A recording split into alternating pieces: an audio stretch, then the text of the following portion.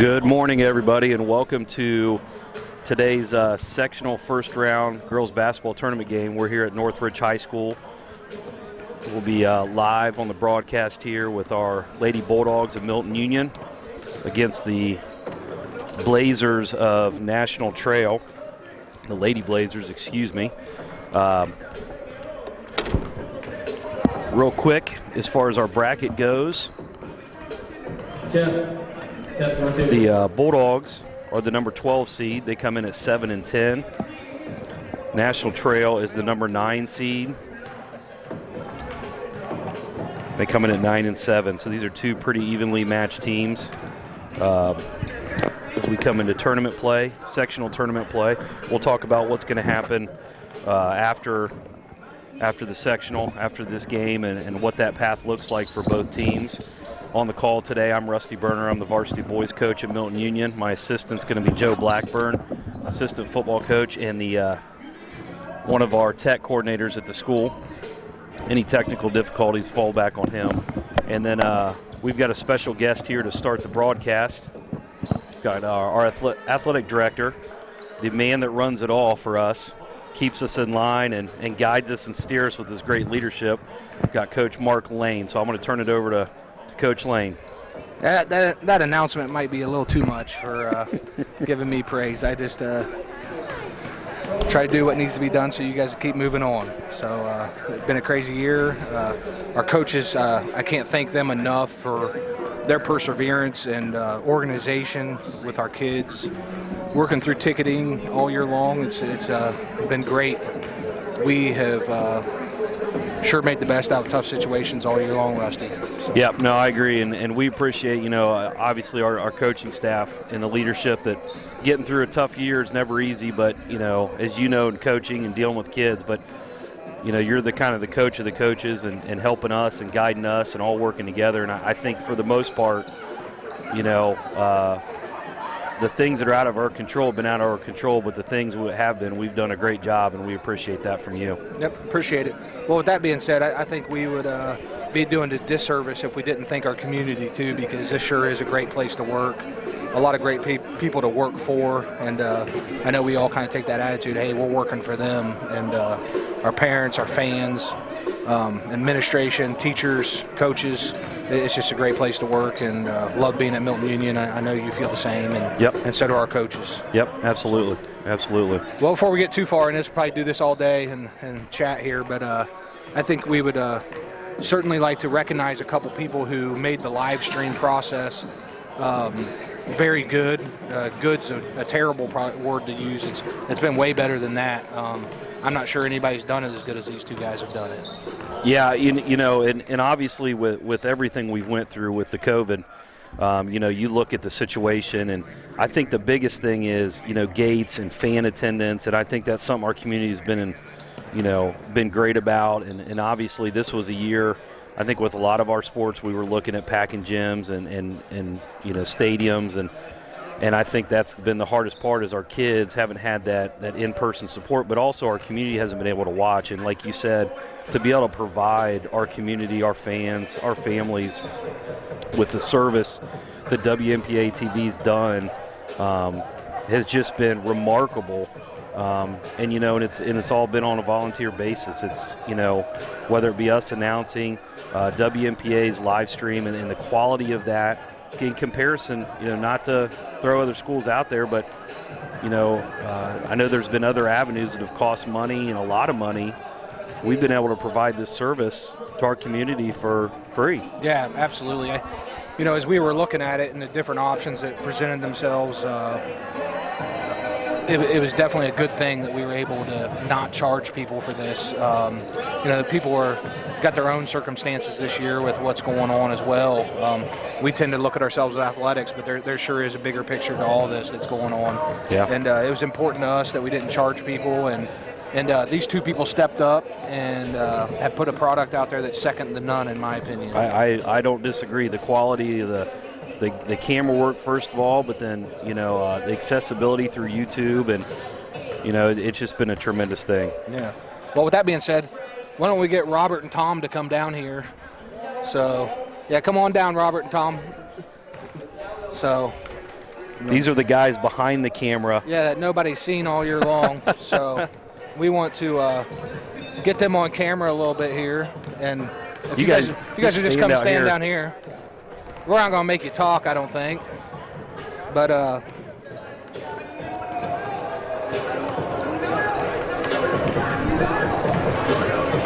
Robert and Tom, our kids actually raised some money and wanted to give you guys a gift for everything that you guys have done the whole time. And so, Tom, there's yours, and Robert, there's yours. But this was totally done by the kids, and the coaches and myself got everybody together and wanted to make sure you guys knew how important what you guys have done has been to everybody.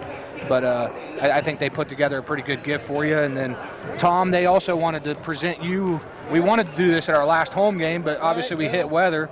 The seniors wanted to present you with the senior banner, so you could keep that and have that. Yeah, and up in the studio down the city, I figured you put that in your man cave. Or in my man cave. Yeah. So awesome. Just one more thing that you got to carry out of here today. That's all right. I've done this for 30 years. It's 2 or 3 trips regardless. Yeah, yep. Yeah. You guys, honestly, I don't think any other school's been able to put out a product that you guys have done on a volunteer basis too. And I know we're already looking at ways we can expand this if this thing carries on next year. Yep. And you guys have done a great job, and we can't give enough thanks. Yep. No, I can't echo that enough. I mean, it's been tremendous, and we greatly appreciate it. Well, I look forward to continuing in the future. And like I said, I spoke with Dr. Ritchie on a few occasions. Getting a media program in the schools, so they're like my last item on my bucket list. Yeah. And if anything good came out of this craziness for the past year, I think a lot of organizations and institutions and things are going to look at media a little differently. Yeah. And better yet, these videos are available. They're online. You're capturing history. Sure. Absolutely. Yeah, absolutely. So it's I've been doing this a long time. I mean, I had burners and Thompsons and showers and things on teams I recorded before. Their parents. Or older brothers and sisters. Absolutely. So I've been doing this for a while, and obviously I enjoy it, but I like serving the community. And thank you very much. I really appreciate it. Yep. No problem. Thank you very much. All right, guys. Appreciate it. Yep. Well, with that being said, too, Rusty, I think maybe we could rattle off some names of some people that have helped out all season that typically help out every season, but we never really get a chance to thank. And one of those is Mia Richardson with the photos that she takes for free and puts out there for the kids. Oh, yeah. Mia, I know Greg Sievers does as well, but Mia puts out every single game. And like you said, it's a tremendous thing. And people at home and even people that get to attend the games, parents, they get to capture those moments, save those photos. It's definitely a different, situation than when you and I were growing up with Polaroids. And, but I mean, it's a great thing, to go back and the next day and kind of recognize, our kids and our teams and those memories. Yeah, Greg does a great job with the senior banners too, and all the way down to some of our people who worked at tables at home games. I know your father, Ron Berner, Craig Brown, Andy Grudich helped out with the boys live stream commentating. Steve Broomball working the girls games. Bob Bussey, the voice of the Bulldogs, for the announcing. And Jake Swafford stepped in this year and did a great job on the scoreboard. Eli Case on the stat board. Yep. Erica Grudich running the book for the girls. I'm always hesitant to start rattling names off because we're certainly going to forget someone just off the top of our head. But Doc Ginn with the stats, Joe Blackburn helping out with commentating, yourself. And I'm just going to say this, the athletic department would not be able to run without all the volume of volunteers that we get, and it's incredible. And you, if you're out there listening and you volunteer for us, you know who you are, and we can't say thanks enough for that, what you do for our kids. Yep. No, I agree. All right, Rusty, I'm going to hand this over to Mr. Blackburn. Okay. And let you guys do your thing, and we appreciate everything you guys have been doing. All right, here we go. Really appreciate Coach Lane hopping on here, and like he said, rounding off a lot of names, people helping us, from a coaching standpoint, from a production standpoint, as far as everything else goes, and I know he doesn't want to take a lot of credit, but you know what Coach Lane does for our athletic department, not only for our community, our players, our kids, but I can say this from a coach's standpoint. I've worked for a lot of different ADs and some really, really good ADs, but you know, he had some big shoes to fill when he came in and replaced Tom Kugler, because Tom did a great job. But I tell you what, Mark's innovation and ideas and direction has just been a godsend for our athletic department. He's done a great job, and he's a great one to work for. I can't say that enough. So thanks to him. We're going to give it a shout out, I think, Joe. I think it's probably appropriate. We had some fans across the way. Both of our wives and kids are top row, and they gave us the wave, so now they're taking pictures and being all weird. I'm sure they'll put some stuff on social media. So here we go. Let's get back to the game. I got quite a bit of factoids here. Doc Ginn dropped off, it looks like, stuff from the boys' side of things, which I don't know if we'll announce all those. I kind of feel weird announce some of the things. I see my name on there a couple times, so we might avoid those. Joe might force me to do it. I'll read those. So back to the sectional tournament here. Both teams coming in. National Trail's a 9 seed. If we have time, we'll talk about how that process works. But the winner of this will play Thursday. So next Thursday, they will play against Carlisle, who's the number 4 seed at 12-7. The winner of that game will go to the sectional final, our season depends on the cooperation and support from everyone, which is Monday, February 22nd at 6 p.m. And they will play either against Preble Shawnee, Bethel, or Versailles, who is the 5, 6, and 7 seeds, respectively. And we're going to pause here for a minute as the Northridge PA announcer, whose name is unknown to us. He's always done a good job, though. He's done the announcing here at Northridge for years. So we're going to let him do his talk about the COVID. And then we'll honor our country with the national anthem. So we're going to take a quick pause here. As a member school of the Ohio High School Athletic Association, Northridge High School welcomes you to this interscholastic contest between National Trail High School and Milton-Union High School. At this time, to honor America, please stand and join in the singing of our national anthem.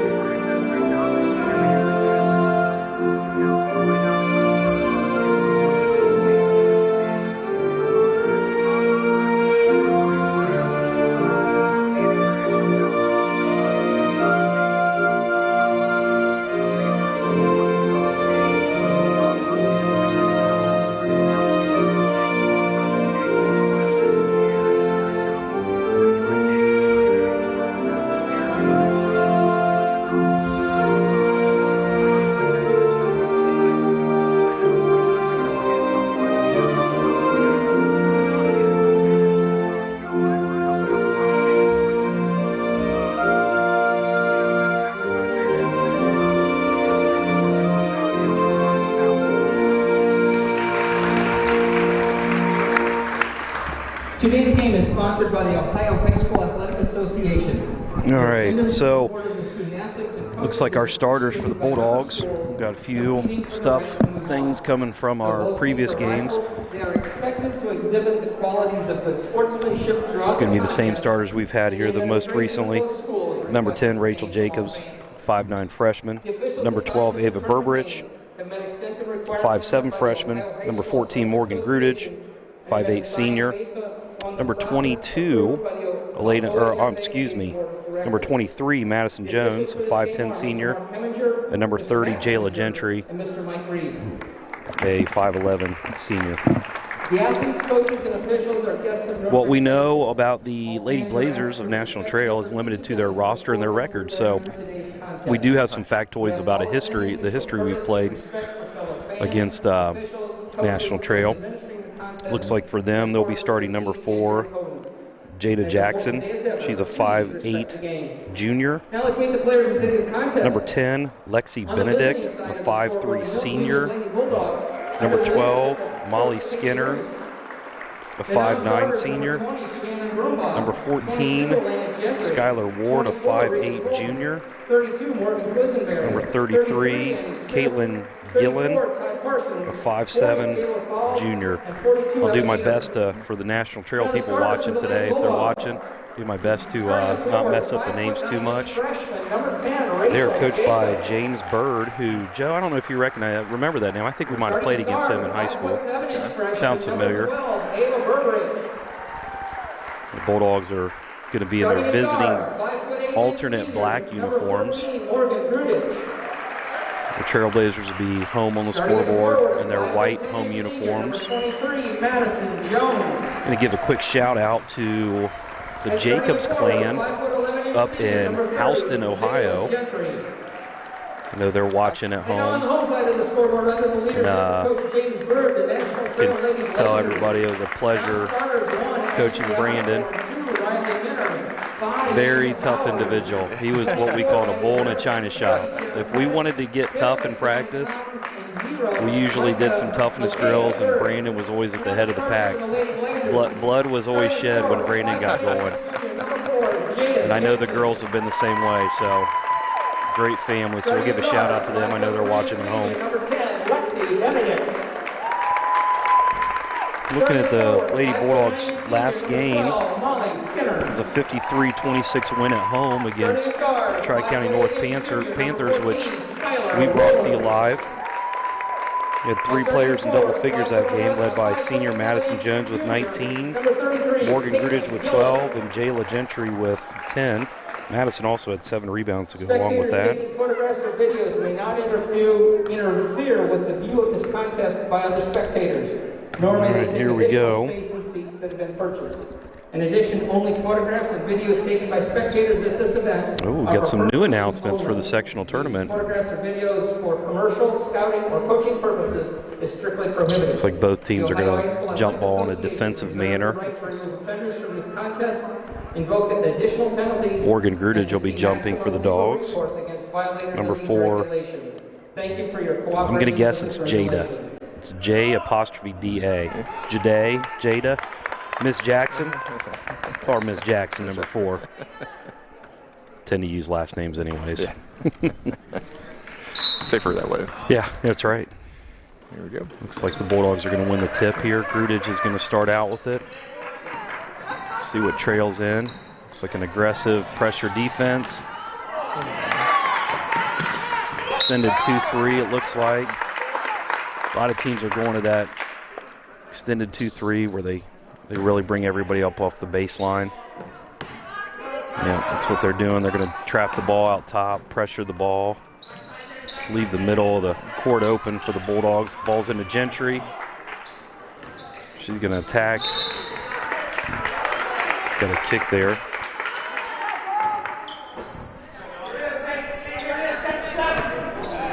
Jones on the out-of-bounds play over to Gentry. Turnover, ball goes to the Trailblazers. The Trailblazers or just the Blazers, Joe? I think it's the Trailblazers. Trailblazers? I believe so. Call them the Lady Blazers. How's that? There you go. You'd be safe there. Trapped by the Bulldogs there, and they're aggressive. Ball gets thrown into the post. Up and in by Miss Jackson. Both teams are in aggressive 2-3 zones right now. Ball gets reversed in the middle. Into Jacobs, and off balance. Nice finish there by the freshman. Bucket's good. Foul on the Lady Blazers. Number 4, Miss Jackson. Lady Blazers foul number 4, Jada Jackson. Well, we're going to have her name down. I've been saying it a lot early. Basket by Rachel Jacobs is good, and she's at the line for 1. In the last few weeks we've been watching, they've been trying to take, somebody on Jones.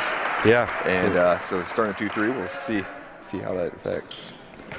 Yeah, not getting that junk defense, kind of letting the Dogs settle in. Mm-hmm. Dogs starting in their 1-2-2. Trailblazers break it over to Jackson. She's a little bit short, and there's Jacobs on the glass. Got a few hands on it. Possession goes back to the Bulldogs. You can give a shout out to Kenton Dickinson. Anytime you text the commentator, you're bound to get a shout out. I'm not sure if I'm on Jim Nance level, but We're getting more comfortable, right, Joe? I think so. Okay. I've said more on broadcasting than I ever thought in my life. Yeah, really. Made a few words here. Yeah. And watching as the Bulldogs move the ball around the perimeter, you'll notice at home they've already started to – their pressure is started to slow down. So a lot of times as a team you'll say weather the storm early. If you handle their pressure will tend to back off with most situations. And that's happened, right now with National Trail. You'll see they're not coming out and pressuring the ball. They're trying to keep the ball on the sidelines and pressure it. There's the high-low. Jayla shot off the mark. Timeout, National Trail. Coach Berg's not real happy. He's going to take a 30-second. 30-second timeout. For National Trail, number 5. We'll go to our fun facts here. Milton has faced National Trail 4 times historically. We are 1-0 at home, 2-0 on neutral courts, and 0-1 when we have to travel to National Trail. Trail and Milton last played on February 16th, 2002, with the Dogs emerging with a 45-42 overtime win. Maria DiNardo led the Lady Dogs in scoring with 16 points, followed by Jenna Johns with 10. So we're dating ourselves back. We look like we got an injured Trail player. Can't get her number there. Seems to be in a lot of pain there, so I don't know if I saw what happened. Hope everything works out with her. And ball comes across the timeline by Ward, number 14. Enters it into Bowers, trying to learn these names here. Good deflection. 1-2-2. Yep, a little 1-2-2 action. Jones is going to pull up, 3-ball, and it is just off the mark. Skinner with the rebound. Up to Ward, up to Jackson, off her fingertips. Hey, if you've been following us, kind of learning the Dogs and what they're trying to do, they're running their zone and really trying to get a lot of deflections and done a good job already getting, hands-on passes. Grudage enters it in. Bulldogs working around the perimeter. Get my bearings here. Got 4 guards on the perimeter, letting Jayla work the high post. Really trying to spread out this zone and open up the middle. Bulldogs are looking, enter the ball in and cut off that. A lot of times what you want to do against the zone is flatten it down, eliminate the angles of it. Jacobs takes the ball, moves the ball out, get the ball in the high post. Over to Grudage, up and in. So one place you want to get the ball in the zone is in the middle. It opens everything up. Jayla did a nice job being patient there. Morgan knocks down the pass. Get another deflection there by Jacobs. Again, those deflections really wear on other teams. So Trail gets the ball, enters it into Ward. Dogs in a 1-2-2, and they're extending it, really trying to keep the ball out on the perimeter right now. Keep it out of the middle. Ball skipped over to Jackson. Get a touch on it. They're really looking to get the ball to Jackson. So even though we don't know a lot about Trail, looks like Jackson's their go-to. I think that was on 14 for Milton. Morgan Grudage, her first. They want to get the ball. Jackson, yeah. A lot of contact there, but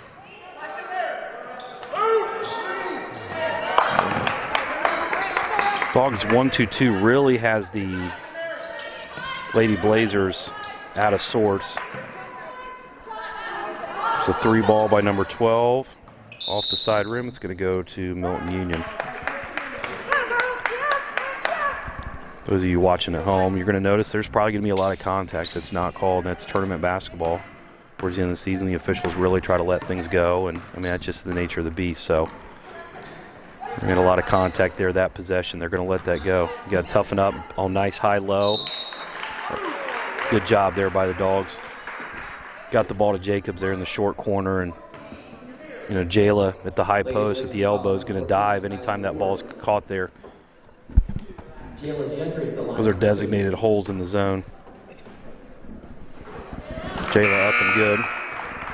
Coach Blackburn was always really good at, being that guy that catch it in the short corner or at the high post, he'd dive. And post play is extremely important against his own. A lot of people assume the perimeter shooting is actually the interior play that really what breaks it down. Dogs are off to an early 7-2 start. Seem to be controlling this pace. Ball's thrown over the top. Jacobs picks it up. Good steal there. Blazers are really having trouble with Milton's pressure. Ball's entered into Jones. She's going to get a clean look. And it's up and in, 10-2. Madison Jones. Good start here by Milton-Union. There's another steal. Up and over. Turned back over. Here come the Blazers. They're going to push now, try to gain some transition. Ball goes up, off the back rim. Number 33 with the rebound. That's Gillen, 5'7" junior. It looks like the trail player that had come off is, she's going to be exiting the game. Couldn't tell if it looked like a shoulder or something. So we hope everything goes well with her. Free throws up and off. We've got the rowdy student section under the basket with Dr. Brad Ritchie and Coach Mark Lane. Trying to keep our students at bay. Ball's up and in. 10-3 with 3:03 left in the first quarter. Ball gets entered in. Again, short corner, dive. That's exactly what the girls have been coached to do by Coach Roos. That's a great job by. Just patient and sound passes. That's 2 on Jackson. Okay. So we'll see if they. Things get a little interesting here. May want to keep attacking her, and like we've seen, the pressure's really backed off. If they're not getting pressure, the Dogs are able to move the ball in the perimeter, and they found a sweet spot in the zone by going short corner and hitting the dive. It's now getting them to the free throw line. Jackson goes to the bench now with 2. So we'll see how that changes the dynamic. It's 11-3. National Trail plays in the Cross County Conference. There's contact. Oh, yeah. Morgan didn't agree, but yeah, she didn't like that. I don't think she liked that one, but I think from every other angle in the gym, that was probably a foul, Morgan. I think that's Morgan's second as well. Is it? Okay. So 2 top players are in foul trouble. Coach Berg calling out the instructions. Ball gets entered in. So Trail looking at the same idea, high post. Really working that high post short corner area. When we talk about short corner for you folks at home, that's really just off the lane line and on the baseline. It's kind of a sweet spot, blind spot against most zone defenses. Falb, number 40. Taylor's a junior. She checks in for Grudich, who's got 2 fouls. Dogs go to a 2-3. There's a 3 ball. Good box out. Long rebound, though.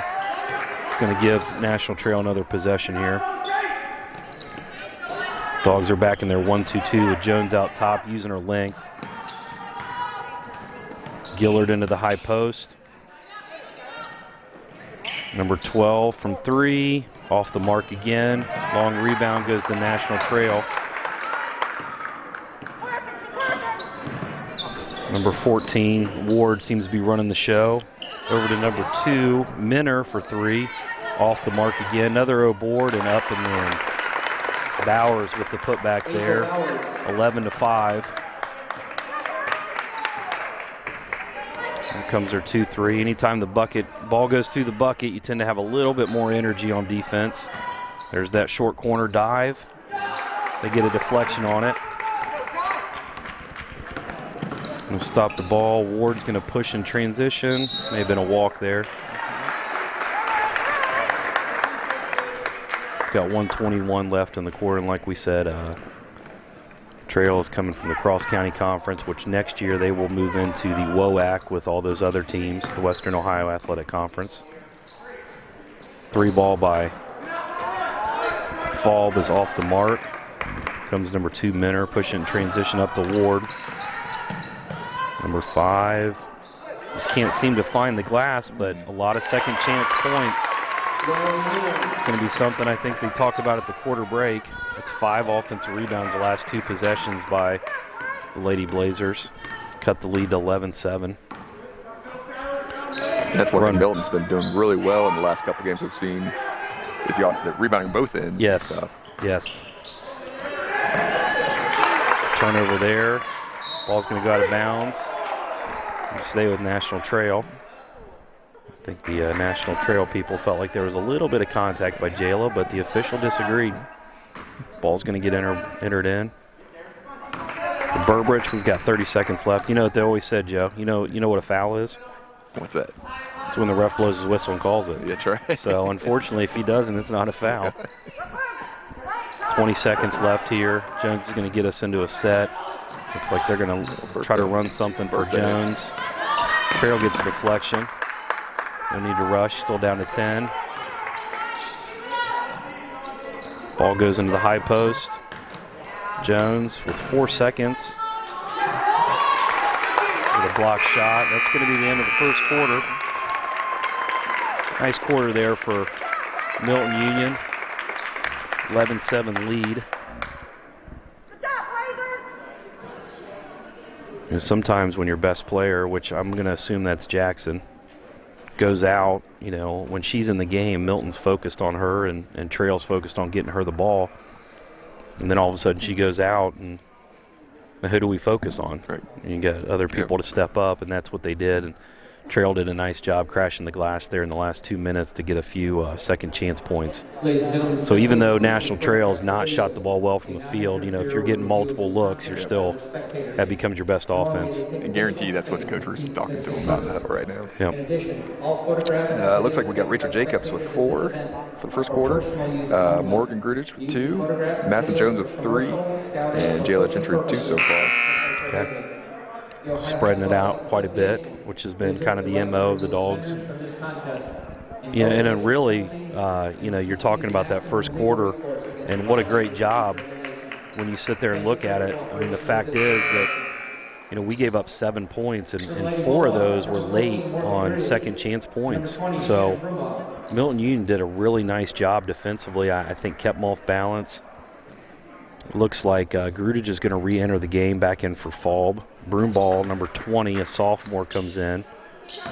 So you got 2 seniors and 3 excuse me, I said sophomore. She's a freshman. You got 3 freshmen and 2 seniors on the court. Jackson is still on the bench with 2 fouls. And here comes the pressure out of the 2-3, so they've extended it. Going to have somebody flash.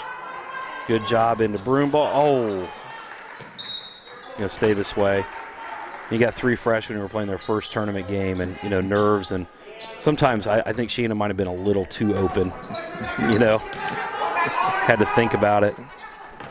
Grudich Grudich attacks the paint. She's going to get fouled. Looks like foul going up. Nope, they're going to call it on the floor. Not sure who they called that on. Yeah, I don't either. We'll have to listen for the PA announcement. Ball gets entered in. Trails in there 2-3. Ward, number 14. That's her second. That's her second. Well, they don't want to get her in foul trouble. Burbridge able to dribble through the zone there and pass the ball out.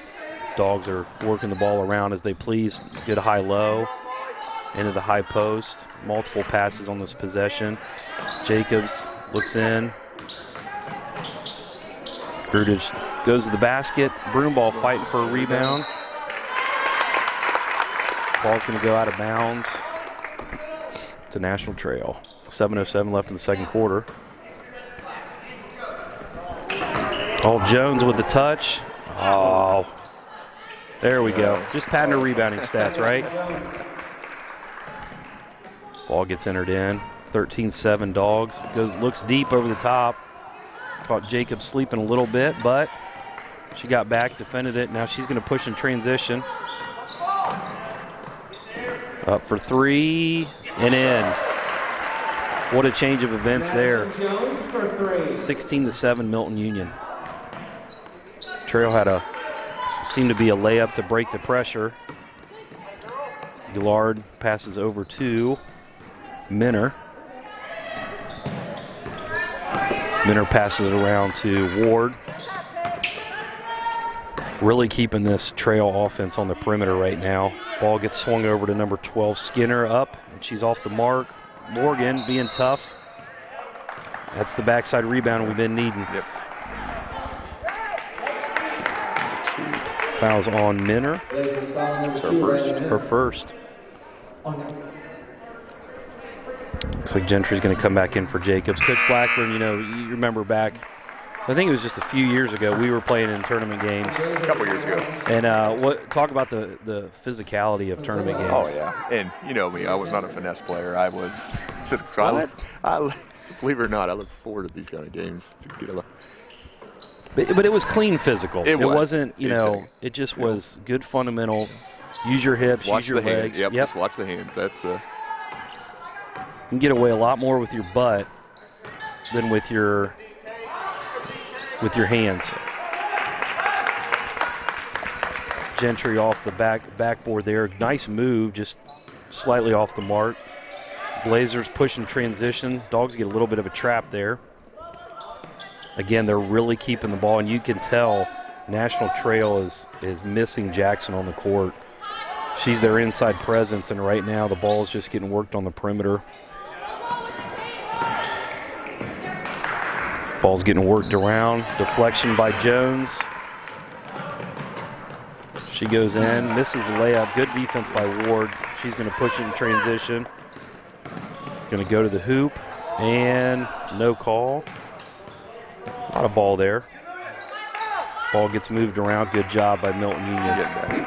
Anytime you can settle into your half-court defense, especially as good as we're playing at that place, Trail's going to call another timeout. We really seem to be confused by what Milton-Union was doing.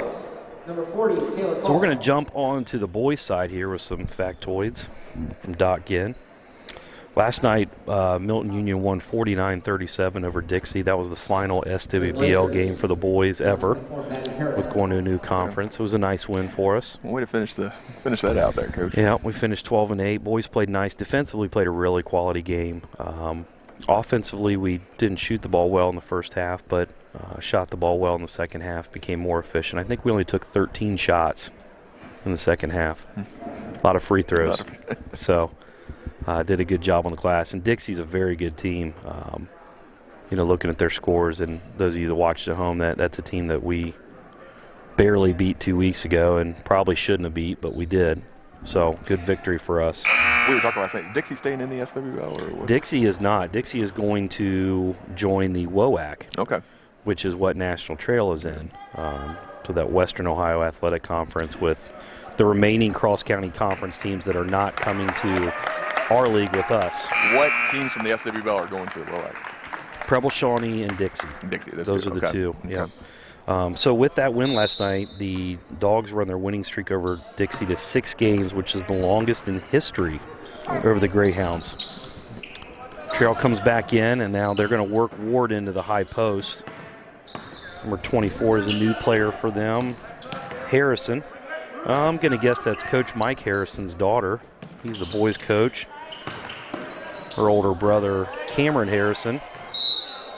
Ball's going to go off Trail. Her older brother, Cameron Harrison, is a senior for National Trail. Actually, just this season became the all-time leading scorer at National Trail. Cameron's a really nice player. We've been fortunate to avoid playing him over the last couple years.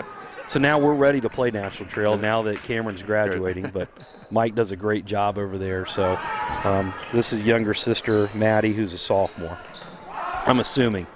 And seeing Coach Harrison in the stands, I'm going to guess it is. So she's going to push the ball up the court here.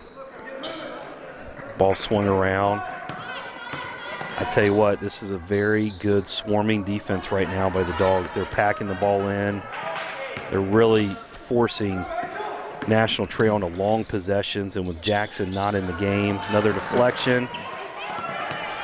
They're really trying to get it inside, but just can't. Get a good stop, and Jayla fight for it. Good job. Well, I tell you, that was a scrappy that possession. On both sides, both sides.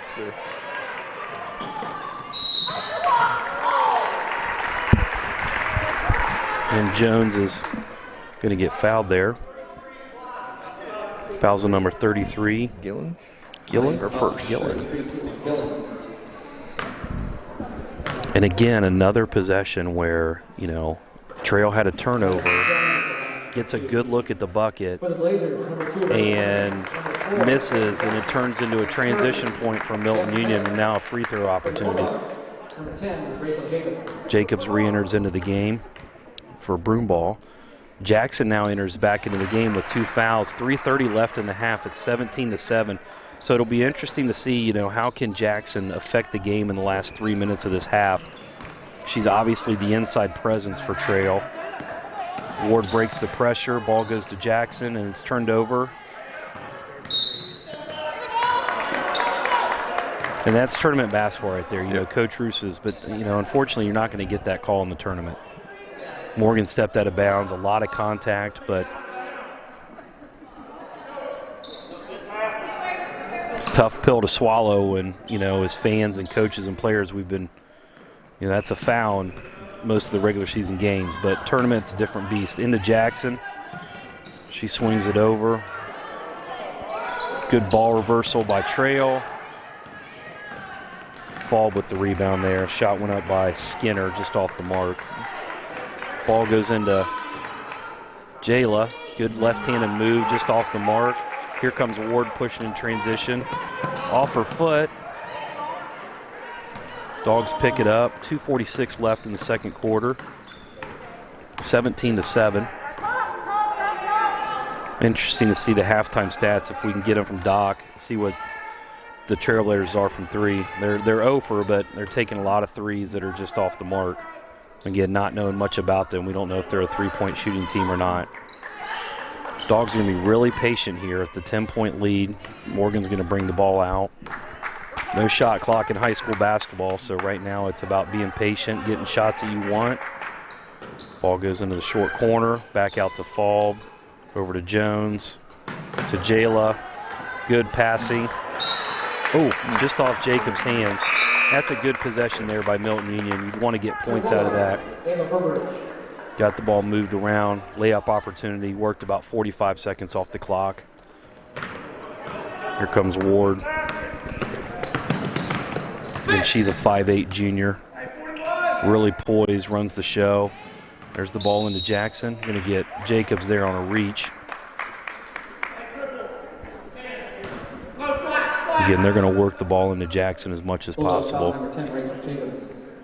It's her second as well. Jacobs second, so Broomball is going to come in and replace her.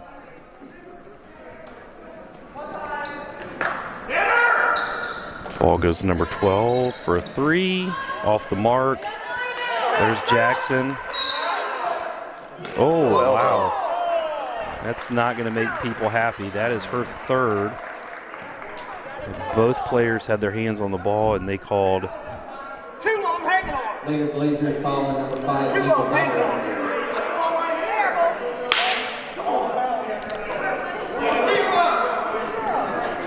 7-4, let's go. Blazers. And we're getting, obviously the fans are getting a little restless, and Coach Bird is not happy. And honestly, I can't say I blame them on that one. You know, you got to protect the rebounder a little bit there. But they got her for swinging her elbow, and unfortunately, that's number 3 on Jackson. Burbridge with the 3 falls a little short. Here comes Ward pushing in transition. So the Blazers are now going to play their last 130 without Jackson again. Good job by Ward there. The number 30. Pettit, 5'8" junior, knocks down the layup, cuts the lead to 8 with 1:14 to go. Ball goes to the short or to the corner there, back around. Burbridge is going to move the ball. Zone's really wide over to Grudage. Back into Gentry. Gentry with a 15-footer just off the mark.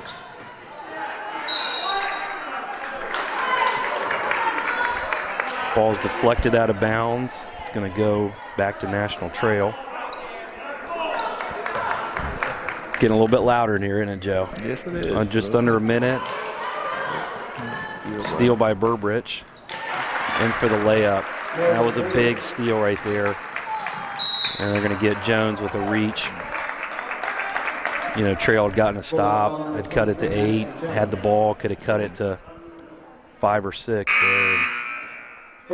Annie Smith is going to enter in for the Bulldogs. Annie's a 5'6" 6-inch sophomore. She's going to check in for Grudich, who's got 2 fouls. Smart here. They don't want her to pick up her 3rd. Annie with the deflection. 30 seconds. Burbridge has the ball. She's going to run the point when Grudich is off the court. Annie Smith over to Broomball. Bulldogs are going to be patient here. 20 seconds to go. Really don't want to force the action here. That's right. Last shot. Get the last shot. So at worst case, you're up 10. And if you get a good look, you get a good look.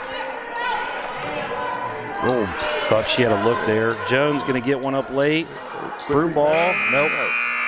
Good. That's what you wanted there. That's fun. Well, that's another great, you know, the Bulldogs right now are doing a great job defensively. They held National Trail to 2 points that quarter.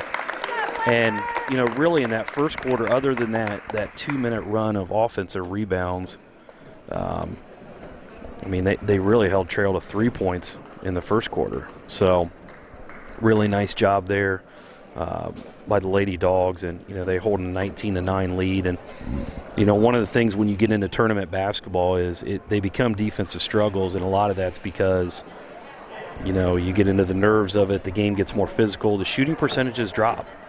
You know, and Joe, we, you know, knowing that as much as we've been around it, you know, teams that make tournament runs are teams that rebound, they're strong and physical, and they play great defense. Sure. All right, what do you got for us, Joe? Well, let's see. For the Bulldogs, we're leading with Madison Jones with 9, Jacobs 4, Grudich with 4, and Gentry with 2. And then for Trail, we have Minner with 2, Jackson with 2, Bowers with 2, Petit with 2, and Gillen with 1. Okay. Got a little bit of foul trouble on a few. Both sides, Jacobs and Grudich both have 2 fouls. And then Jackson obviously has 3 for Trail, and Ward has 2. So. All right. Let's go back to our factoids here. You know, we don't have a halftime interview. I thought about going and grabbing Coach Harrison from National Trail, but that's okay. He's here to watch his daughter. He doesn't want to be bothered. Could bring Stephanie Burdett up here, and we're kind of looking around. And I'll tell you right now, looking at the home crowd, you know, great attendance. I would say this is a COVID capacity sellout for Milton-Union. Yeah.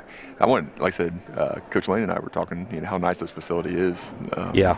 New gym. Yep. Second year in the gym, or is this? Second year in this gym, okay. And this is a gym we'll continue to be familiar with. And you know, one of the things, Joe, you were asking about the league affiliation, and that is a change that's going to happen next year. As I alluded to, you know, last night Milton played its last game in the SWBL. We will still play Dixie, or possibly could. We're going to play in their holiday tournament next year on the boys' side, and actually on the girls' side. And I think that holiday tournament will be made up of Dixie, Carlisle, Oakwood, and us. Okay. So we'll still be playing those games.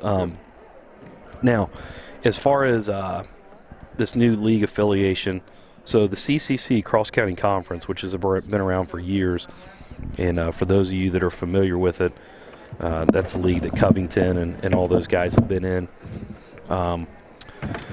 They will now split and basically go 2 directions. Okay, so Miami East, Covington, Bethel, they will all be coming to the TRC with us, with Milton-Union, and we will be forming a brand new conference, the Three Rivers Conference. And again, those 8 teams will be Covington, Miami East, Bethel, Milton, Troy Christian, Northridge, Sidney Lehman, and Riverside.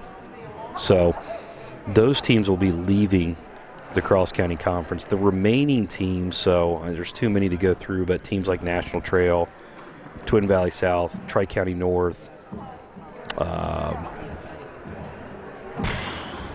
Tri-Village, Newton, Arcanum, FM, Ansonia, Miss Sinawah Valley. I might have got most of them. They will remain, and they will be joined by Dixie and Preble Shawnee, and they will create a brand new conference called the WOAC, which is the Western Ohio Athletic Conference. So 2 brand new conferences will be formed next year.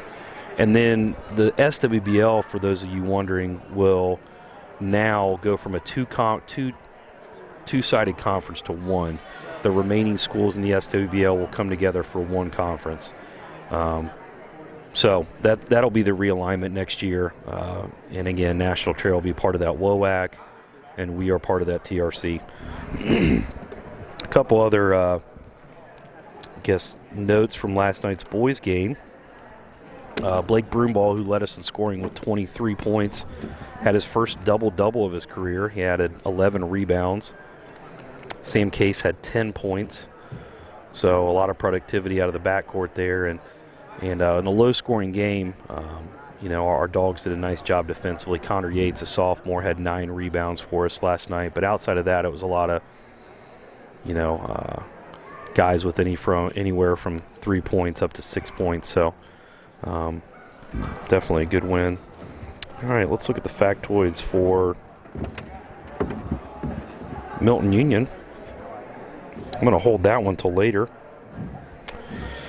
Coach Roos pursuing her 92nd victory of her career. So we know she's in second right now in career victories behind the great Sally Dickinson. And, her teams are consistently right now, right in that 10 to 12 victory place. And then you throw in the fact that you've got a lot of youth on this team. She's got, she's getting a lot of productivity out of her seniors. Those are her 3 leading scorers, but 2 freshmen have started almost every game this year. I think actually Burbridge and Jacobs have started every game. You're getting production off the bench out of Annie Smith, a sophomore, Falbs, a junior, and Broomball's a freshman. So you've got a lot of, outside of your 3 seniors, you've got quite a bit of youth that's being productive. And then the JV team, you've got a lot of players there that are going to be primed and ready. I know what I was going to talk about, Joe. I know you got stats. Well, first of all, we need to make a public announcement. Last night was Coach Jim Sarver's 70th birthday. Oh, wow. And I tell you what, he does not look 70, does he? Yeah. No. I would have never guessed that. Jim, and he would really not like the fact we're talking about him because he's a very humble person. But what a great guy, great pillar in our community, and really in our basketball programs. Formerly the girls varsity coach. I mean, he was our interview last game, and he's done a great job. I know for me personally, he's become a great friend of mine, and mentor for me and friend, and it's kind of a neat transition when went to school with his kids, and he was somebody else's dad. Now I call him a friend, and what a great job he does for our basketball program with our junior varsity. I couldn't ask for a better person to help prep those guys for the varsity action. He's been coaching a long time. How many years did he coach girls? 10, maybe, right in that range. Yeah. We'll have that in front of us. And then on top of that, this year his JV went 17-3. Wow. Last year they were 18-4. Those are 2 of the top JV seasons ever in Milton boys history. I know there's a lot of people that would like to see us play a couple more games. We got shorted because of the COVID, only playing 20 this year, which is the first time since, Doc's got that, 2012, 2013, or I'm sorry, 11-12. So it's been almost 10 years since we've been on the 22-game format. So, and then you've got some stats for us, Joe. So compliments of Doc again. These are official. Well, go ahead. All right, here we go. All right, field goal attempts for Milton. They made 6 out of 21. Trail was 4 for 18. 3-point, which you mentioned before, and stuff. Milton was 2 for 9, and Trail was 0 for 8. But watching them before the game, pregame when they were warming up, they were shooting a lot of threes. So that could change a lot of things there in the second half. Well, and there's something to be said about teams that you call it the live by a 3, die by the 3, and so when shots are falling, boy, it's pretty, but when they're not, it's tough. Yep. Free throw attempts, Milton's 5 for 7. That's pretty good, and Trail was 1 for 2. And rebounds, looks like Milton has only got 10 rebounds to National Trail's 19. Okay. Trail's got 10 defensive rebounds and stuff, so you can tell they were kind of controlling the boards that first half. But like I said, the last few games we've watched, second half, Milton comes out and really. Yep. Well, and that means Trail had 9 offensive rebounds in the first half. But then the next stat, steals. Milton has 10 steals. The National Trail's 4 and stuff, and that's where that press comes in effect. So they're turning them over, and really probably the biggest halftime adjustment Coach Roos is talking about is getting to the glass. It'll be an interesting quarter here. The Dogs are up 19-9. They've done a really nice job on Jackson. Some of that's been a little foul-stricken. And to kind of be the devil's advocate, I probably wouldn't have been as happy either with her third foul. Those of you who weren't watching, she got an offensive rebound, looked to be 2 Milton girls kind of tugging at her, reaching around. Probably could have got called a foul, and obviously she started swinging, but she never extended, and I think that's what Coach Bird was saying. She's allowed to swing her body, she just can't extend her elbow. But that's what they called, and unfortunately you're at the mercy of calls like that, and officials are humans too, just like kids miss shots. And not a job I'd want to do. No, I would never. Never. I look at it like this: it's about like now announcing. So. As a coach, chances are I'm only going to have half the gym mad at me when we leave the game, right? Good high-low there, and the Trail starts out without Jackson on the court in a short corner, and looks like they are now in a man defense. Good back cut. Nice back cut and pass. Here comes the Dogs press over the top. There's Jacobs with the steal. That's his 11th steal of the game. So Trail's going to come out in a man defense, and let's really see what happens here. If they've been a zone team all year, that may be something that throws them for a loop. But anyways, back to not want to be official. I got to feel that when you leave the gym, everybody in the gym's mad at you. Right? You don't make friends being right. So as a coach, and there's games that people aren't mad at me. Both teams were happy with me, but usually we don't, as a coach, we don't leave the gym with everybody mad. So, yeah, I can't do that. I give a lot of props to those guys, and I know I give them a hard time, a lot, but I appreciate the camaraderie. Outside shot by Grudage. I try not to use officials' names, but there's an official here that I've got to know all over the years, and he walked in and came up, said, "Hi, how's it going?" And, I enjoy that part of it, We're all fans of the game. So, turnover there by Trail. Dogs are up 21-11. Good way to start this quarter. 6:30 to go against National Trails in a man defense. Like I was saying earlier, if they're not used to playing man, this could be really interesting. Grudage draws the foul. Now, if this is on 14, Ward, that will be her third. Foul number 5, Angel Bauer. Nope, they're going to call it on 5 Bauer. So,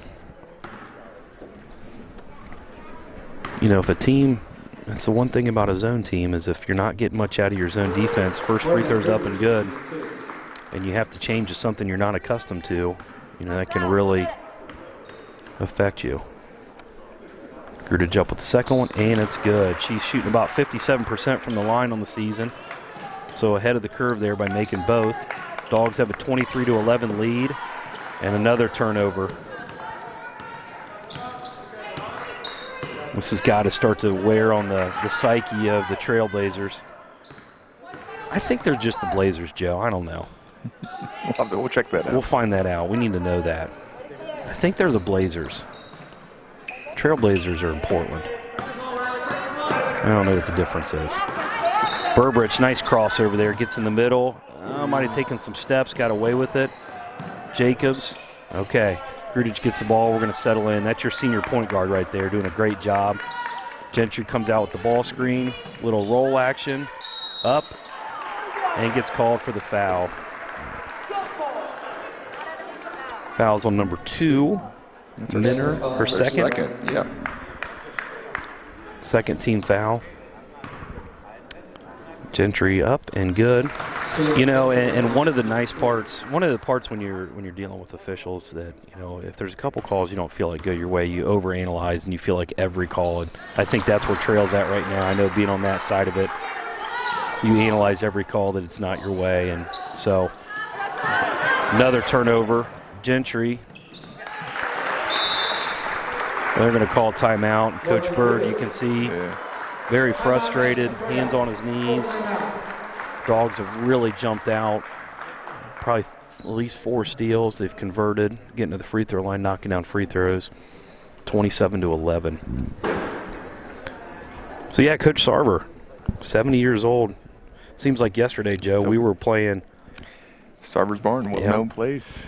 There's a lot of former basketball players that grew up playing in Sarver's Barn, and we turned the propane heater on, and we said that's the place where boys become in. Yes. That was pretty rough basketball, but yeah, it was. It was a great place, and you know, I think anybody that played in the probably late 90s and before grew up playing there. Yep. You know, and that's where you got to walk in and play against some of the older guys. And Tin Cup, put a few dollars in for propane to pay Sarver for letting us use it. Yep. Go outside, get a breather, and you learn how to deal with physical and keep your mouth shut. Yeah. Right? And if you got a chance to shoot, you better make a shot. Yeah. Because you ain't getting it back if you don't. I got to go there with my brother when I was young. I think I was probably about 10 years old when I started going there and playing against some of the greats. And I was the kid they put in the corner and said, just make shots. I put a lot of pressure. So pressure later wasn't a big deal. Little run and jump here by the Dogs. It's going to turn into an and-one opportunity. That's a great idea by Coach Roos, a little bit of a gamble. They show their 2-3, and then they jump at the point guard. Just didn't get to her quite soon enough. You know, if they get that steal and score, it's really debilitating. But you give up the opportunity. Gillen up and in. And here comes man, full court. Looks like a diamond press. They get a deflection. You can see the National Trail bench. They're going to turn up the heat and try to make it ugly. Sometimes that's what you got to do when things aren't going your way. You just got to gut it out. Grudage breaks the pressure into Jacobs. Gentry just off the mark. Jayla's got to finish that. Here comes Ward. She's going to push in transition. And there's a call that I'm not sure aligns with tournament basketball. But, again, make the next play. And Morgan's third foul. She kind of gave the ref a little look. You don't want to get on their bad side. Ward misses on that free throw. 5 minutes to go in the third. It's up and in. Now cut to 12 here. Nice little 4-point run by the Blazers. Grudage is going to break the pressure to Gentry. Up and in to Jacobs. Good ball movement there, and you really want to try to eliminate this run. Here's Gillen. She's going to take the ball up for a 2-point shot off the back. Box out by Morgan. Yep. Jones with the rebound. Going to settle in here. You know, against this press by Trail, if they can break the press and shoot layups, that's really going to wear on them, and I think that's probably the straw that'll break the camel's back. 14-point lead in the third quarter. Dogs need to take care of the ball, be efficient on offense, and continue to defend like they have been. Dogs are going to move the ball. A lot of ball screen action. Trail's pressuring. Little weave action for Milton-Union. Running some clock, and now they're going to look to attack into some deep to get a bucket here. Ball screen by Jacobs. Ball gets thrown away. Here comes Ward. She's going to push in transition. Grudage sprints to get ahead of her. Gillen to Ward for 3, and it's short. Oh, board though. Timeout to Trail. Coach Bird takes his 3rd. That was 4th timeout. For those of you at home, every team gets 5 timeouts per game. 3 full, 60-second version, and then 2 30. So when you see the coach call a timeout, if their hands go out wide, that's signaling for a full timeout. If they touch their hands up on their shoulders, that's a 30-second. It does not matter if you use them all in the first quarter. It's not like football where you get a reset at the half. It is different. Not sure why. Yeah. That's Coach Pierce sometime. Which he likes. Does he like the reset, or does he like to have them all? Into the mind of a coach. Trail's going to have the ball on the baseline here. Dogs are in a 2-3 on the baseline out of bounds. Ball goes into Gillen. Straight up. Out to Ward. Now they're in their 1-2-2. And I got to think, even though they're wanting pressure, Trail's got to start hitting some threes. Good steal there by Jayla. Here comes Burbridge. Fall's being left open. Good shot selection. You know, this is where right now in tournament basketball you got to have a discussion with your young players about Jayla's got to get in some pressure. Morgan's going to get a little bit of a break here. So Trail's really going to turn up their pressure now with Morgan on the bench. Here comes Jackson. And number 30, Pettit. And number 24, Harrison. So a line change here for Trail. Jackson's back in. Yep. 3 fouls, right? Yes. Burbridge all the way in. Boy, could have called her for a 4th there. Fall with the 3 ball. Boom, no. Foot was on the line. Big shot there by Fall. That's a good look by the junior. Got her feet set, stepped into it. Big shot. They break the pressure. Push the ball over to Harrison. She's going to drive baseline. Kicks the ball back out to Skinner.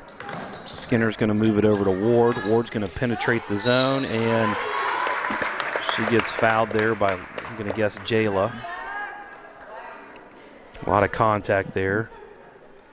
I think Jayla got hit on the head as well. Ward's going to go to the free throw. How many is that on Jayla? That's 1. Jayla. First foul on Jayla. Shots up and wide left. Number 1, Al Osborne, excuse me. Sophomore, 5'5", enters the game for the first time. Just going to give Gillen a break. Been really working hard, especially with Jackson out. I'm sure that's her little running mate in the post.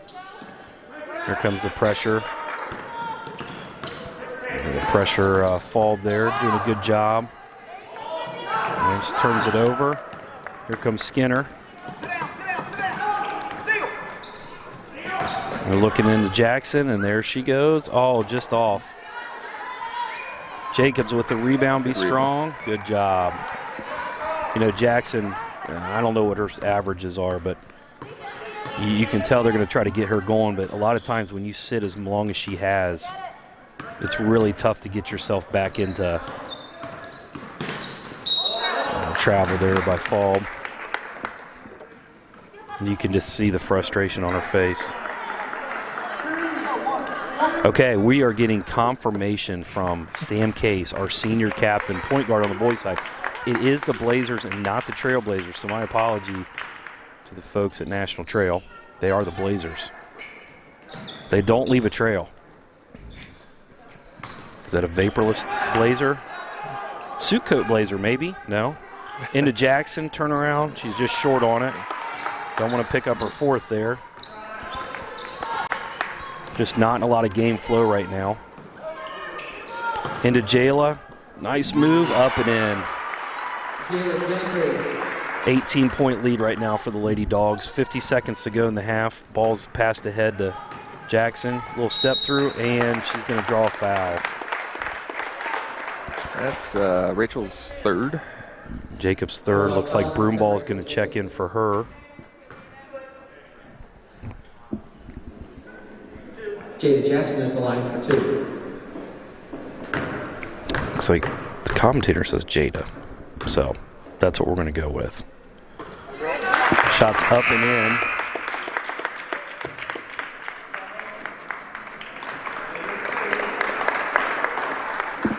Is that her second point or third? That's her third. Third.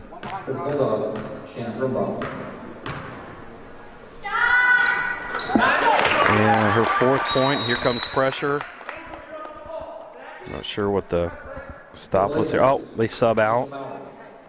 Except for shooter, you have to Jackson out. Yep. Yeah. I'm going to take her out so she doesn't get her fourth here. Just under a minute to go. 33-17. Here comes the pressure. Burbridge going to bring it across the timeline. Just under 30 seconds. Here comes some pressure.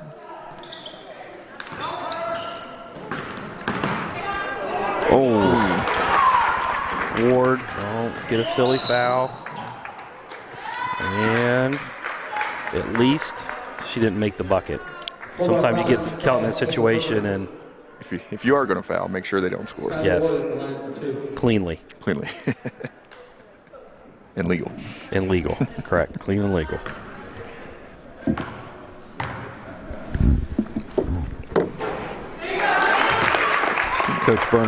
Coach Blackburn's getting our feedback, which is always good from our fans at home. And Gruder's going to check back in. She's got to be smart here, be on offense. She's got 3 fouls, checks in for fall. She's kind of the floor general, handles the pressure. We're going to trap out of this. She hits Jones on the cutter, over to Gentry. Got a 2-on-1 situation. Jayla's going to take it to the bucket and get fouled. Fouls on number 30. Those of you at home, you'll see players keep their hands up, and she's correct. She didn't foul with her hands, but chucked her with her body. So you can be vertical and all that, but if you displace her with your hips and your body, that will get called. Sometimes that gets the fans going. Big shout out at home to Mike Skiles, high school science teacher. Huge sports fan. Star Wars fan. Get to teach with Mike every day, and the conversations range from sports to Star Wars to really anything sci-fi. Ward's going to take it the length of the court, but she doesn't finish. Here comes the Bulldogs. We got 6 seconds to go. Steal by the Blazers. Jackson's going to get a prayer 3 here, and it's in. Nice shot. Jada Jackson for 3, buzzer. Cuts the lead to 12 going into the fourth quarter. Let's hope that doesn't light a fire for Jackson. Factoid here. Morgan Grudage needs 7 assists to move into the top 5 on the career assist list at Milton-Union. An impressive feat. Top 5. We had a question last week that was, she is one of 3 players, I believe, to shoot or make over 200 free throws. So we need to follow that up with, who are the other 2? I have my guesses. Maybe she's the 4th. I'm going to go with Dickinson, Kristen Dickinson, and Casey Finfrock. That's good guesses. Are those good guesses? Those are good. Are those quality? I'll go with those. If we need a 3rd, I'm going to struggle. Milton's going to retain possession here to start the final quarter. And we're starting the fourth quarter with Jacobs with 8, Grudage with 8, Jones with 9. Gentry with 7. Followed with 2. Great balance here. Great balance. Yeah, no, who do you shut down? That's kind of. Blazers are still in their man defense, their pressure man. Wow. Okay. That was an interesting no call there. That could have been Jackson's 4th, but again, tournament, you know, was it her physicalness that knocked Morgan down, and the officials didn't feel like it was. Skinner looks to drop it into Jackson, and they cut it to 10 with 7:30 to go. Jackson now seems to be in a little bit more of a rhythm. Got a block.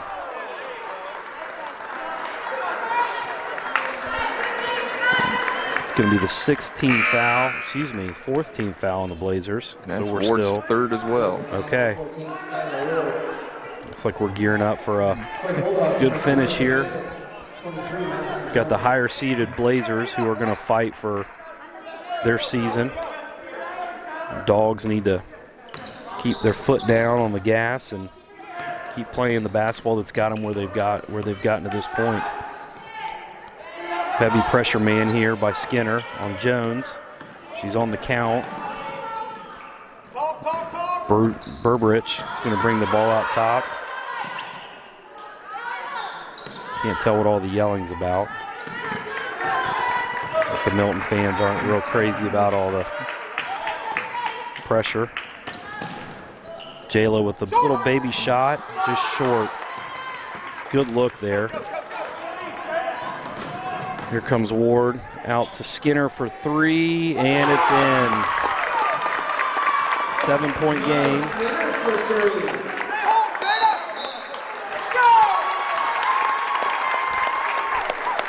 A lot of life here for the Blazers. Bulldog timeout, full timeout. 6:37 left in the game. Battled back, I think it was 18 at one point. Okay, Alicia Hellman. Oh. We've got our call, well, they're not call-in, they're text-in. Text-in. I would tend to agree. Who's that from? Lori Grube?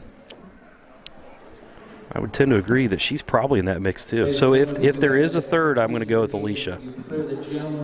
So that's irregardless, that's some pretty it's a pretty nice group to be lumped in with. And then she moves into the top 5 in career assists. So that begs the question: who are the other 4? And I don't know how many assists she has today. So I'm going to go with, I've got my guesses on a few of them, so we'll get to those here in a minute. I think I can get 3. I take that back. I think I can get 4. Diamond pressure by the Blazers. Berberich is going to put it up the sideline. Good bounce pass up to Gentry. Dogs want to be careful here. They want to continue to be efficient. They don't want to stall by any means. They want to take care of the ball. Good basket cut. Good defense by Jackson, just staying vertical. And Ward's going to push it. A little lefty. Rebound to Jackson. Oh, rolls all around the rim. And the Trail faithful is not happy about that. I think both teams probably have a good gripe. Number 2, Minner. Morgan's got to be careful she doesn't pick up her 3rd or 4th. 5-point game. Berberich. Up over the top. Stole by into Skinner. She loses the ball out of bounds. Looks like this last 5.5. Dogs got to pick their heads up and just play. Yep. It's like steal off the inbounds pass. You have a jump ball. Possession goes to National Trail.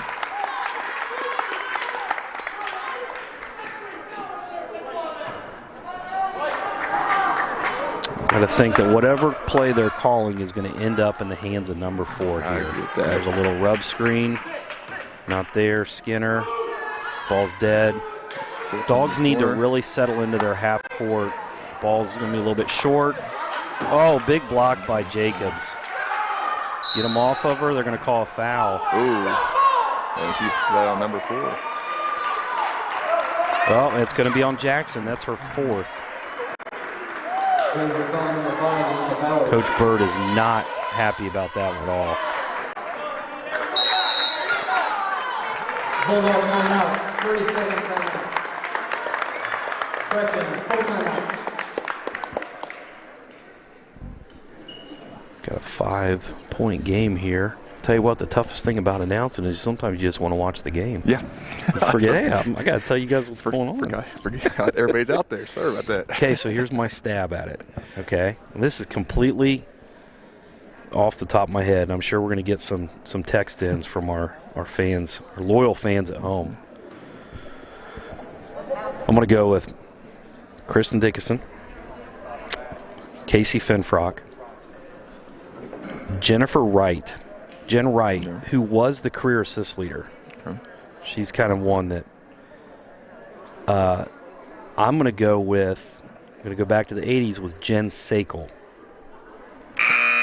Okay, because I think, if I'm correct, Jen Sakel was the career assist leader before Jen Wright. And then Casey and Kristen both moved past those two. Okay. Who's the 5th? I don't know. And unfortunately, we will not have the official. We will not have an answer for you at home. So, good luck with that. So let's hope the Dogs hold on and maybe we can get some answers to those. Good job there. It's attack and score. Oh, got Mia. Mia drug her toe. I think her toe might have stayed on. 5 minutes, 5-point game. The Dogs got to take care of it and knock down shots. They seem to have weathered the energy storm that I would call it. They just need to make good decisions with the ball here. Pressure coming in by.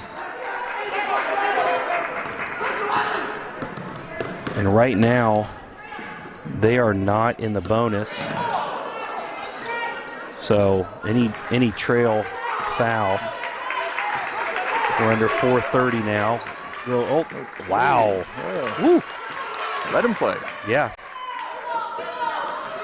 If they let that go, they may not get the Oh. Yeah, they're going to call that one. I think when she goes to the ground, they may have to call it.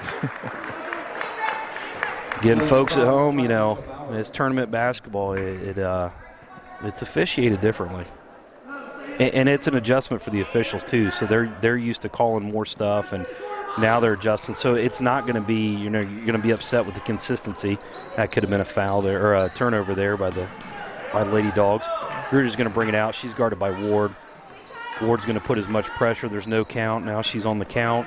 She's going to drive it. Oh, wow. Not sure on that one, but yeah, it's going to go the other way. Jacobs was looking to set a ball screen, and Ward barreled through it. But they're going to call Jacobs. That's our 4th as well. That's her 4th, okay. Dogs get set in their pressure. Here comes Skinner across the timeline. She's going to bring it back out. Yeah, I think one of the things that's changing this game is go. Yeah, there was almost the fan in me. Sorry, I was going to yell at somebody to go do something, but rebound there, down to Jayla, and she gets called. It's going to be Ward. It's going to be her 4th. And what I was getting ready to say was, you know, Milton did such a nice job in the first 2.5 to 3 quarters of forcing Trail to play into their half court, and we did a really nice job defending them. And, you know, in this last quarter and a half, Trail's done a good job of turning this game a little chaotic and getting themselves back in it. Jayla with two big free throws. The lead's at 7 with 3:30 to go. Ward brings it across over to Skinner. Ball's going to go over to Minner, into Jackson. Good job. Hand straight up. Good job by good defense. And that's going to be her 5th. I think that last foul we had on Jackson was her. They called it number 5, I believe. Okay. So I think this is Jackson's 4th. Okay. Coach Blackburn always on the ball there. 1-and-1 there. It's not player. Oh. Yes, that's a 1-and-1. Good job, Coach Roos, by reminding. Roos. It's a team effort. You got the. Yeah, this is. Two people keeping the scorebook. This is crucial too. Yeah. You know, the 1-1 now. Freshman Ava Burbridge. No pressure. 1-and-1 up, and boy, didn't even phase her. Nice to see our little crew of future Lady Bulldog basketball players up there. You can see them standing and getting loud, and they'll be quiet when we shoot. Ava, freshman, 2 big free throws. 3:18 to go. The lead's back at 9. Get back into defending. Don't panic. Take care of the ball. Here comes Ward. Off the mark. Ball's getting tipped around. It's going to go to National Trail. 3:06 to play. 38-29. Dogs are in their 2-3 on the baseline. Got to protect the middle. There's Jackson. She's going to go to the hoop. Kicks it out to Ward. And they got away with a little legal pin screen. Timeout, National Trail. Ward with a nice take there. The Trail's got 2 really nice players there in Ward and Jackson. Yep. You know, inside, outside. Good size to them. Good skill level. And we've done a good job today. Jackson's only got 9. And, Ward's only got 5, but she's been just all over the place. Really runs the show well for them. And both those players, I believe, come back. Jackson's a junior, and so is Ward. So that they got to feel good about what they have returning. In fact, of their top girls playing a lot, Bowers is really the only one that's played significant minutes. So every girl on the court other than Bowers, who's guarding the inbounds pass, is going to return next year for Trail, and including their other 2 subs off the bench. Morgan's going to reverse the ball to Burbridge. Burbridge is going to take it up the sideline, dribbles it back. Good safe play. Dogs settle in here. 2:46 left in the game. They want the trap there. Yeah. That's a good job. If that's any other time in the game, that's probably a 3-ball, but Morgan goes in and gets a higher percentage shot and knocks it down. Dogs up 9 with 2:30 to go. And right now their press is more about working clock. Skinner for 3 off the mark. Box out by Gentry. Yep. I'll take care of it here, girls. Morgan settles in over to Burbridge. Burbridge and I was just getting ready to say that Burbridge and Grudage have done a good job taking care of the ball. And you can see Coach Roos talking, coaching up the young freshmen, but really our freshmen haven't looked like freshmen in their first tournament game. I think early on they did, like the first minute or 2, but not shying away. You've seen that physical aspect of it. They haven't got rattled. Burbridge has had, her and Jacobs both have a really good poker face. You don't see their emotion, which is a great thing. High-low, ball's going to get deflected out. And like I was saying, Milton-Union's still pressing, but they're not pressing for steals. They're just, work the ball, settle in. If they throw it away, great. If they don't, they're going to work 5 to 6 seconds every time bringing the ball up the court. Jackson, who's already made 1 3 at the end of the 3rd quarter, thought about it. Now she's going to drive it in. Got to do a better job defending there.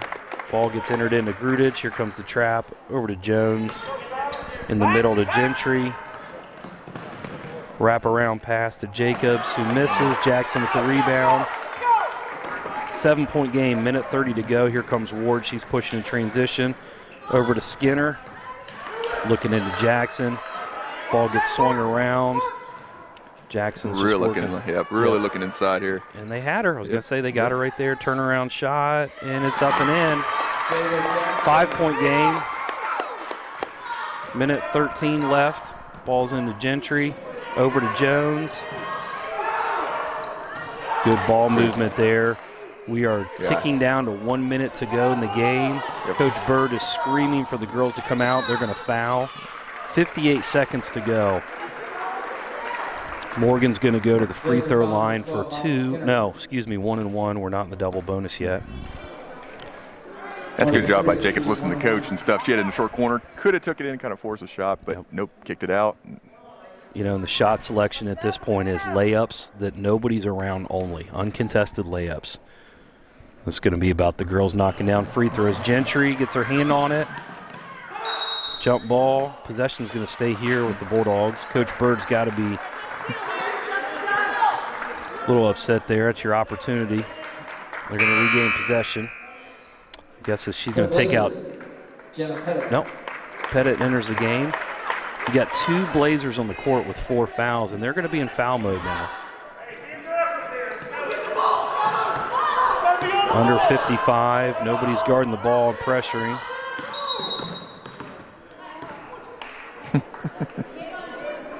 And call it on number 12.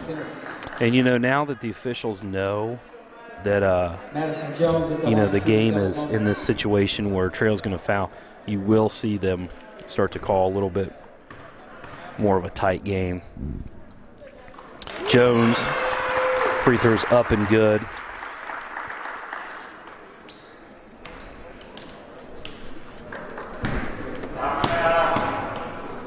Jones is an 81% free throw shooter, so this is who Milton-Union wants on the line here.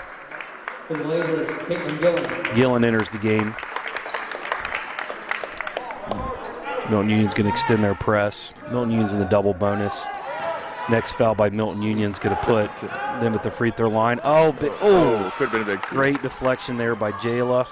Ball's over the top, turnover. Got 39 seconds to go. Bulldogs up by 7. For the Blazers, Angel Bowers. Comes Bowers in for Gillen. Looks like an offensive and defensive substitution. Ball gets entered in. That's the foul, and that's who we want. Yep. It's your best free throw shooter at the line. That's 4 on 5. Joe, anything we need to add? Are we missing anything? No. Intense and down the wire here. Good game. Yeah, both sides. Milton-Union did a really nice job. I mean, they came back in a blazing fury. I got that. Thank you. I got that. Thank you. Dad jokes are abundance at my house. But Milton-Union settled back in, extended the lead back to 9, and now we're hitting free throws. So 44-35 in the steal. Jump ball, it's okay. I wasted 4 seconds. Here goes, hopefully we get Coach Roos up here after the game.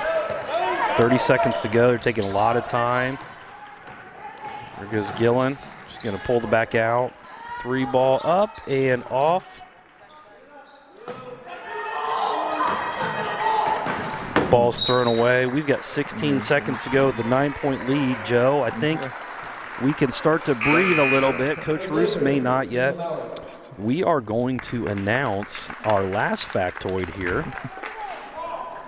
Oh, wait for the foul. Oh, Morgan dribbling through. And we're going to get the call there. We've got 10 seconds to go. Morgan's going to go to the line for 2 free throws. You ready for this one? Boy, I saved this one for a reason. I was hoping to read it earlier.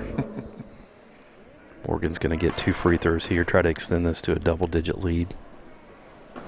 Off the back of the rim.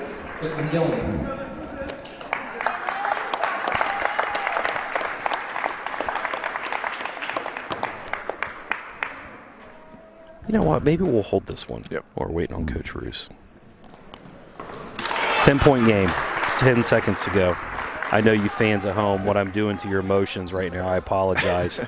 Up to Skinner. She's going to put the 3 ball up. It's off the back of the rim. That's Jacobs right. rebounds, and this one is going to belong Great game. to the Lady Bulldogs. Final score, Milton-Union 45, National Trail 35. So, Milton-Union will advance to play Carlisle. well, that's a great thing to hear there. Milton-Union advances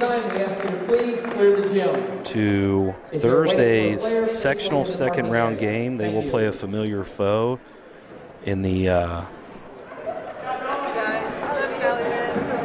let's see if we can get Coach Roos to come out here. I'll go down and See if we can get Gruddage's attention. Andy, oh, Madison, nope. You want to go down and try and get her? Yeah, I'll try to get him. I'll try and fill some time here. Again, Milton advances to the second round game. They will play the number 4 seeded Carlisle Indians, who will be playing. No, they're not playing. They were here to scout. I apologize. 12-7. The Lady Dogs improved to. Where is my sheet? Somewhere. Got a lot of papers here. Joe, do you know what we improved to? He's got your microphone off? I thought I had it. Well, I believe we finished. I don't know. I don't want to say. But we've got one more victory than we had this morning. Really nice win there by the Dogs. So here's our last factoid for you, those of you hanging on while we're waiting for Coach Roos to come over. In the last 12 years, Milton-Union has won just one state tournament game in 2018. Milton has not won 2 tournament games since 2008. So 2 tournament games in the same season. But that's the first win in a tournament since 2018. And again, that's only the second one in the last 12 years. So, and that is Coach Roos's second tournament win of her career. So a nice win. I'm getting the thumbs up. Is she gonna come out? Okay, we'll see if we can get Coach Roos out here. Obviously, they're clearing the gym for the next game, which will be Bethel and Preble Shawnee. That's a lower half of the bracket game. And just so everybody's aware, in the regular season, the Bulldogs split with Carlisle. They beat them at home, and then they beat them up at their place. So definitely a formidable opponent, a winnable game, something that's all you can ask for. We're going to hope that Coach Roos can come out and talk to us. But again, so that's Coach Roos' second tournament victory. Definitely a nice win. Looks like the Northridge administration is shooing out our fans, which part of the COVID. We've got our stats here. See how long we can hang out before we get shooed. Let's see if so hopefully weather does not impact next week's games. Oh, that was something I was going to talk about, this weather thing. So everybody's hearing, go get your bread and milk, and I am born and raised in West Milton, so I grew up, as most of you did, or if you didn't, on the 70 belt. And I can tell you, and Coach Lane and I were talking about this, and Tom can probably attest this too, this area of the state right by 70, we get the biggest pump fakes you could get, meaning hey, we're going to get 8 to 10 inches of snow, and then we get a dusting, right, Tom? And so my prediction, and it's driving my wife crazy, my wife's from Van Wert, where she didn't have to deal with the I-70. I'm predicting 1.5 inches next week. That's my prediction. So when we get on the telecast on Thursday, or we get on the YouTube cast on Thursday, and Tom's going to grab the Coach Roos is coming up. My prediction is 1.5 inches, and I'm holding to that. And Coach Roos thinks I'm crazy about that too, but she's from Bryan, Ohio, which up north it's a little bit different. Yeah. But the I-70 belt is a tricky thing, so it's 14 to 20 inches. We're going to get 1.5 inches. That's my prediction. I do not have your .gin stat sheet. Thanks, Coach Roos, congratulations on first of all, a tournament victory. Yes, thank you. Appreciate it. Second of all, your second tournament victory as the head coach at Milton-Union. That's correct. And the second tournament victory for Milton-Union in the last 12 years. How about that? It's exciting. It's very exciting. Thank you for the congratulations. Yeah. I appreciate it. Yep. And anything, observations on the game? I thought the girls came in focused and hungry defensively. I thought we did a really nice job, especially early. I mean, I think at one point I looked in the third quarter, they had only scored 15 points. So girls really bought into making sure we were active on defense. I thought our press frustrated them a little bit. We kind of forced them into some things, but really good day for us defensively in terms of mentally locking in and making sure we did what we needed to do defensively. So proud of the girls in terms of that. Yeah, and actually at halftime they had 9 points. And, I mean, you held them to 2 in the second quarter. Mm-hmm. And other than a fury of offensive rebounds late in the first quarter to get them to 7, they had 2 offensive putbacks there. Really, you'd held them to 5 points in the half. And I thought, like you said, that your press, your 1-2-2 really threw them for a loop. Jackson not being in the game for extended periods of time, you could tell just frustrated her and got to her. Yep. I thought our girls handled tournament officiating better than they did. Yeah. It's a more physical game. Mm-hmm. And, it was a physical game, that's for sure. I thought your girls did a good job. We talked about this. They made a run late to really get themselves back in, and you kind of had that feeling of, okay, here comes a higher-seeded team. Mm-hmm. They're making this push. And I thought your girls did a great job of settling in. Yeah, we talked about that after the game. We said, at halftime we told them, this team isn't going to go away. They're going to keep fighting. And so, when they made those 2 runs to get within 5, we kind of took a couple timeouts just to calm them down and say, girls, we're fine. Yep. Refocus. Here's what we need to do. We need to rebound the basketball. We need to take care of the basketball on the offensive end. And I thought our girls really weathered this, the 2 storms of the second half really well. So proud of the girls in terms of that. I thought you got great play out of your upperclassmen, and I hope that stuff's safe for us. I hope so too. But I thought you got really good play out of your seniors. You could tell that they were poised. They didn't lose their cool. But to be honest with you, I thought Burbridge, for a freshman in this environment, just handled it really well. Jacobs, they didn't look like girls who were playing their first year of varsity basketball. They looked like, seasoned veterans that were calm, and, Jim got loud and they stormed back, and it was like, okay, we're going to handle this, knock down free throws and get stops and change the pace of the game. So anyways, congratulations. Anything else you want to add? I would like to just say our thoughts and prayers go out to the young lady on National Trails team who, I don't know if you noticed early in the game. We did. There was a timeout there, so her father passed away, and she had just received that news. Okay. So wow. Our thoughts and prayers are with that family and also the National Trail team because. So that was not an injury. That was not an injury. Okay. No, unfortunately. Wow. So, thoughts and prayers are with them, and we're excited to continue our tournament run here. Yeah. So thanks for being here. Yeah, we appreciate it. And thank you, Tom. Yep. We appreciate everything you did this year. So thank you for all you've done for us. We'll be here as well. We'll have to end practice early on Thursday. How about that? Yeah, and get ourselves over here and take on the Carlisle Indians for the 3rd time. That's right. Yeah, we're excited about that opportunity. So. All right. Well, everybody be ready for the 1.5 inches of snow we're going to get next week of my prediction. So Coach Berner will be here on the live stream, and I'll accept all texts of thank yous, and I will not look into weather forecasting because when I'm right on this, it'll be okay.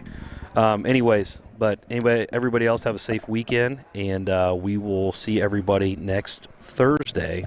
Same bat place, different time, 5:30 tip. Thanks. Have a great weekend.